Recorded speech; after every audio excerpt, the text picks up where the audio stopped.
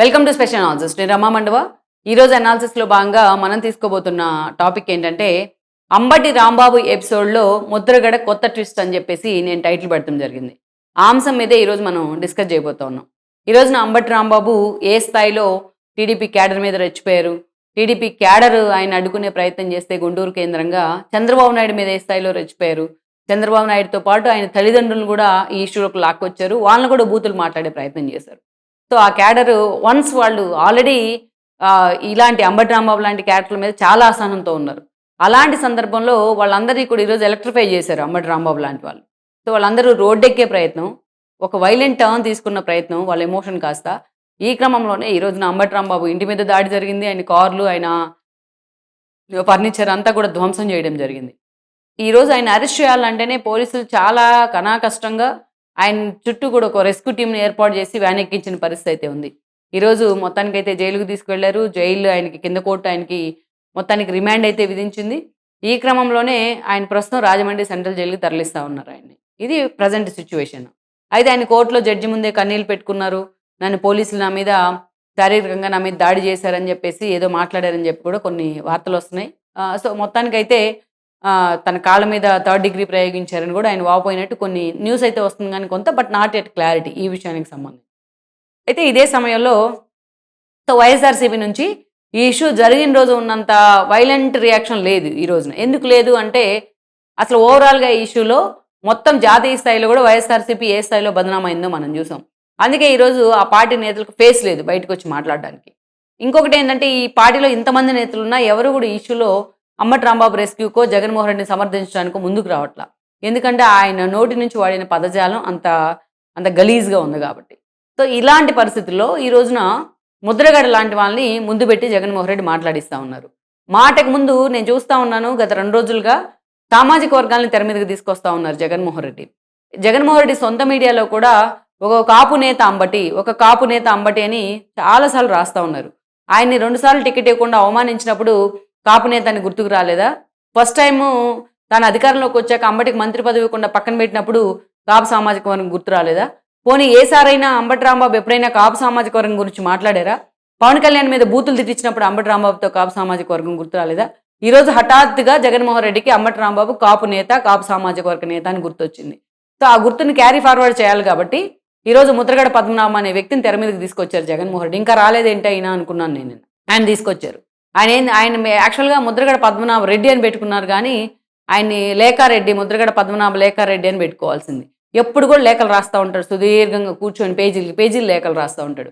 ఆయనకి ఎంత ఏజ్ వచ్చింది, ఇటీవలే అనారోగ్యం పాలు కూడా అయ్యారు.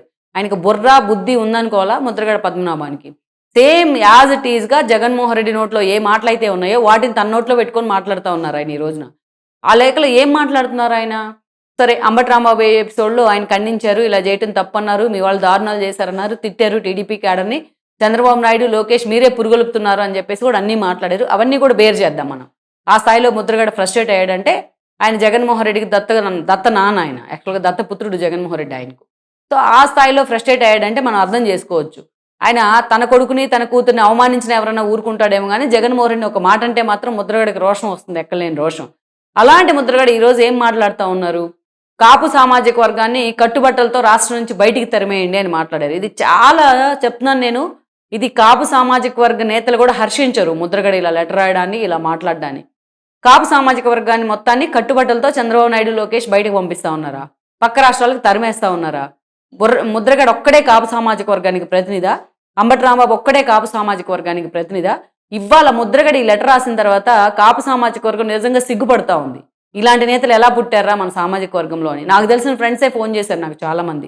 ఇక్కడ నేను ఒక 3 క్వశ్చన్లు అడుగుతాను ముద్రగడ పద్మనాభాన్ని. ఇక్కడ ముద్రగడ పద్మనాభంకు ఒక సుదీర్ఘ రాజకీయ చరిత్ర ఉంది, కాపు సామాజిక వర్గ వాయిస్ను వినిపించే సమర్థత ఉంది, అదే స్థాయిలో ఆయన చేసే ఉద్యమాలకు కొంత శాంటిటీ ఉంది. స్వచ్ఛందంగా చంద్రబాబు నాయుడు ముఖ్యమంత్రి అయిన కొత్తల్లో ఆయన కాపు రిజర్వేషన్ అంశాన్ని తెర మీదకి తీసుకొస్తే ఆ రోజు చిరంజీవి దగ్గర నుంచి దాసనారాయణ దాకా, ఈవెన్ ఆ రోజు టీడీపీలో ఉన్నా సరే గంట దగ్గర నుంచి అప్పటికి వంగవీటి ఫాలోయర్స్ దాకా అందరూ కూడా ముద్రగడ పద్మనాభానికి మద్దతు తెలిపారు. ఆయన ఉద్యమంలో శాంటిటీ ఉంది కాబట్టి. కానీ ఆ తర్వాత రోజుల్లో ఆయన వైఎస్ఆర్సీపీ నేతలు మకిలిని తనకు అంటించుకొని సేమ్ వైఎస్ఆర్సీపీ నేతలు ఏది చేస్తే అది ఫాలో అవుతూ వచ్చేవాళ్ళు. అందుకే ఒక్కొక్కరుగా ఆయన పక్కన ఉన్న వాళ్ళంతా కూడా జారిపోయారు. ఆ తర్వాత మనం చూస్తే ముద్రగడ సోలో అయిపోయారు, కేవలం వైఎస్ఆర్సీపీ నేతలే మిగిలేరు అలా. నిజంగా ముద్రగడ ఒక్కటే అయితే తుని లాంటి రైలు ఇన్సిడెంట్స్ జరగవు. ఎప్పుడైతే వైఎస్ఆర్సీపీ నేతలు ఆయన ప్రవోక్ చేశారో అప్పటి నుంచే జరుగుతూ వచ్చాయి. ఇక అక్కడి నుంచి చూసుకుంటే ప్రతిసారి జగన్మోహన్ రెడ్డితో అంటకాగారు ఈయన ముద్రగడ పద్మనాభం. ఎన్నోసార్లు జగన్మోహన్ రెడ్డితో. జగన్మోహన్ రెడ్డి పాదయాత్రను దగ్గరుండి నడిపించారు. ఆ ఎలక్షన్లో టికెట్ అడిగారనే ప్రచారం జరిగింది. ఎప్పుడైనా సరే జగన్మోహన్ రెడ్డి అధికారంలో ఉన్నా ప్రతిపక్షంలో ఉన్నా వన్ సైడెడ్గా జగన్మోహన్ రెడ్డికి మద్దతు తెలుపుతూ వచ్చారు ఆయన. పవన్ కళ్యాణ్ ఏ స్థాయిలో విమర్శించారో మనం చూసాం. సరే ఇవన్నీ కాదు, మనం ఒకటి మాట్లాడదాం. ఐదు ఏళ్ల పాటు జగన్మోహన్ రెడ్డి అధికారంలో ఉన్నారు. గతంలో చంద్రబాబు నాయుడు ఉన్నారు. చంద్రబాబు నాయుడు ఈ ఉద్యమ క్రమంలోనే కాప్ కార్పొరేషన్ ఏర్పాటు చేద్దాం అనుకున్నారు. కనీసం ఏ ఒక్క రోజైనా ముద్రగడ కానీ అంబటి రాంబాబు లాంటి వాళ్ళు కానీ ఈ కార్పొరేషన్ స్వాగతించే ప్రయత్నం చేశారా? కాపులకు విదేశీ విద్య పేరుతో చంద్రబాబు నాయుడు ఒక పథకాన్ని తీసుకొచ్చి ఎంతో మంది స్టూడెంట్స్ యూఎస్ పంపిస్తే, విదేశాలకు పంపిస్తే దాన్ని ఎప్పుడైనా స్వాగతించే ప్రయత్నం చేశారా వీళ్ళు? కాపు రిజర్వేషన్ల అంశం మీద చంద్రబాబు నాయుడు అసెంబ్లీ వేదిక తీర్మానం చేసి కేంద్రానికి పంపిస్తే దాన్ని ఎప్పుడైనా వీళ్ళు వెల్కమ్ చేసే ప్రయత్నం చేశారా? ఆ తీర్మానం వెనక్కి వచ్చింది, ఎందుకంటే రిజర్వేషన్ అంశం మీద ఉన్న నెగోషియేషన్ కారణంగా. అది పక్కన పెడదాం, ముందు తీర్మానం చేశారా లేదా అనేది కదా ఇంపార్టెంట్. కాపు కార్పొరేషన్ పేరుతోని ఏదైతే సామాజిక వర్గంలో అడుగున పడిన వాళ్ళకి, ఆర్థికంగా వెనుకబడిన వాళ్ళకి ఎంతమందికి హెల్ప్ చేయలేదు? ఆ రోజు ఎప్పుడైనా వీళ్ళు మాట్లాడారా? సో మాట్లాడాల. ఇదే జగన్మోహన్ రెడ్డి తన పాదయాత్రలో భాగంగా సామాజిక వర్గానికి సంబంధించిన రిజర్వేషన్ అంశం నా పరిధిలో లేదు, అదంతా కేంద్రం చూసుకుంటుందని చెప్తే ఆయనకు వన్ సైడ్గా మద్దతు ఇచ్చారు ముద్రగడ పద్మనాభం. ఇక ఇవన్నీ ఒక పక్కన పెడితే ఇప్పుడు గుర్తురాదు ఎవరికి, చంద్రబాబు నాయుడు ఇవన్నీ చేసినప్పుడు ఆయన కాపు సామాజిక వర్గం ముద్రగడకు గుర్తురాలేదు. ఇంకా అది కాకుండా వంగవీటి రంగా గురించి మాట్లాడతారు వీళ్ళు. అసలు రంగా మాటెత్తే, రంగా పేరెత్తే అర్హత ఉందా వీళ్ళకి అసలు? వైఎస్ఆర్సీపీ నేతలకు రంగాకి వారసుడైన ఏకైక వారసుడైన వంగవీటి రాధాను ఏ స్థాయిలో జగన్మోహన్ రెడ్డి హ్యూమిలేట్ చేశారు? ఆఖరికి ఆ పార్టీలో ఉంటే తన తండ్రి విగ్రహాన్ని అన్వీల్ చేసుకోవాలన్నా కూడా జగన్మోహన్ రెడ్డి పర్మిషన్ తీసుకోవాల్సి వచ్చింది అతను. అందుకే అతను పార్టీలోంచి బయటికి రావడం జరిగింది. ఈరోజు గర్వంగా తలెత్తుకొని తిరుగుతున్నాడు కాళ్ళు ఎగరేసుకొని రాధా లాంటి వాళ్ళు. అలాంటి వాళ్ళని కూడా వీళ్ళు పక్కదారి పట్టించే ప్రయత్నం చేస్తూ ఉన్నారు. ఈరోజు చాలామంది చంద్రబాబు నాయుడు దగ్గరికి వెళ్ళొద్దు మీరు అని చెప్పి రాధాని వార్న్ చేస్తే నాకు తెలిసిన సన్నిహితులే చెప్పారు ఈ మాట. రాధా వాళ్ళతో అన్న మాట ఏంటంటే, మేము మా ఫ్యామిలీలు కానీ ఏదో తప్పు చేస్తున్నాం ఎక్కడో చాలామంది, సో ఏదో ఒక రకంగా మా ఇద్దరి మధ్య వ్యక్తుల మధ్య ఉన్న ఇష్యూ కాస్త ఆ తర్వాత రోజుల్లో కాస్త సామాజిక వర్గాల మధ్య ఇష్యూగా మారింది.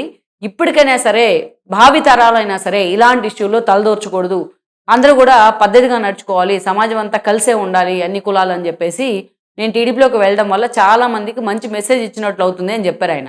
ఇప్పటికే ఆ మాటకే కట్టుబడి ఉన్నారు. మళ్ళీ అలాంటి రాధా నన్ను జగన్మోహన్ రెడ్డి ఎన్నోసార్లు అవమానించాడు అని చెప్తే ముద్రగడ ఆయనకి ఎప్పుడన్నా రెస్క్యూకి నిలబడ్డా? అంతేకాదు ఇంకొక మాట ఏంటంటే, రాధాకి సంబంధించి ఆయన జగన్మోహన్ రెడ్డి రాధా పార్టీలో ఉండడంతోనే ఆయన పోటీ చేసిన కాన్స్టిట్యున్సీకి మళ్ళీ అది విష్ణుని తీసుకొచ్చి పెట్టాడు. ఎప్పుడైనా సరే ముద్రగడ దీన్ని ఖండించే ప్రయత్నం చేశారా? మరి ఆ రాధా వంగవీటి రంగ కొడుకు కాదా? ఆయన ఏకైక వారసుడు కాదా? అలాంటి ఆయనకు అవమానం జరిగితే ఆయన కాపు సామాజిక వర్గం కాదా? అది కూడా పక్కన పెడదాం. నువ్వు జగన్మోహన్ రెడ్డి పక్కన ఉన్నంత మాత్రాన్ని నీ సామాజిక వర్గానికి మొత్తానికి అన్యాయం చేస్తావా నువ్వు? పవన్ కళ్యాణ్ ఏ స్థాయిలో హ్యూమిలేట్ చేసావు నువ్వు? పవన్ కళ్యాణ్ అనే ఒక వ్యక్తిని నువ్వు చంద్రబాబు నాయుడు కాళ్ళ దగ్గర కాపు సామాజిక వర్గాన్ని తాకట్టు పెడుతున్నావు అని మాట్లాడావు. చంద్రబాబు నాయుడు దగ్గర కాళ్ళు తాకట్టు పెట్టడం కాదు, ఎన్ని సీట్లు తీసుకున్నా అనేది కాదు, ఎంత రాష్ట్రం ముందుకు వెళ్ళిపోతుంది మా నిర్ణయంతో అనేది పవన్ కళ్యాణ్ చెప్తూ వచ్చారు. 100% స్ట్రైక్ రేట్ అన్నారు ఆయన. ఈరోజు ఒక మగాళ్ళలాగా నిలబడ్డారు 100% స్ట్రైక్ రేట్తోని. పేరు మార్చుకుంటా అన్నావు నువ్వు బుద్ధి లేకుండా. పిఠాపురంలో పవన్ కళ్యాణ్ గెలిస్తే ఈరోజు పేరు మార్చుకున్నావు, ముద్రగడ పద్మనాభం అనకూడదు, నిన్ను ముద్రగడ పద్మనాభ రెడ్డి అనే పిలవాలి నేను.